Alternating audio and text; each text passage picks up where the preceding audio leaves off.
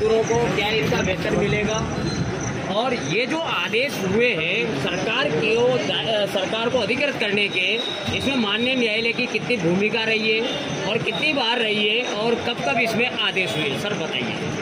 देखिए सर, मैं अभी आपको थोड़ा सा स्पष्ट करना चाहूँगा कि ये जो भी जिस तरीके से हुआ है वो क्या कारण रहे।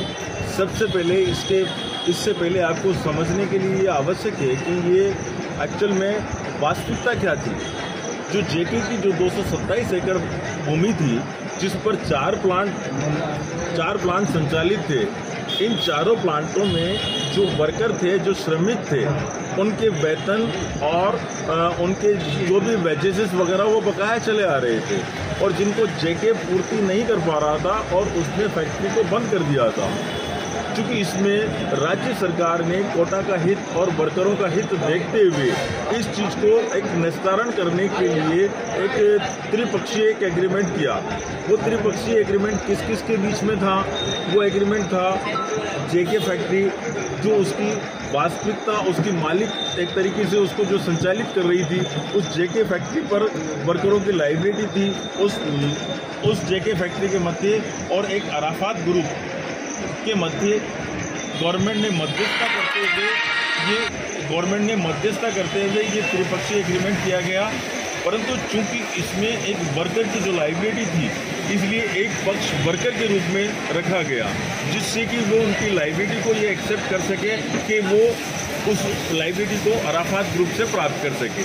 और इस त्रिपक्षीय समझौते के तहत अराफात ग्रुप ने इस चीज़ को स्वीकार किया कि साहब वो इस फैक्ट्री को चलाएगा और जो वर्कर के जो भी वेजेस है वो सबको देगा, तथा फैक्ट्री को चलाने के बाद उनको वेतन के साथ साथ उनको नियमित रूप से नौकरी भी देगा। और यही कंडीशन के आधार पर जेके फैक्ट्री को सरकार ने इस ट्राई पार्टी एग्रीमेंट के आधार पर चीफ सेक्रेटरी के आदेश से अराफात ग्रुप को आवंटित किया।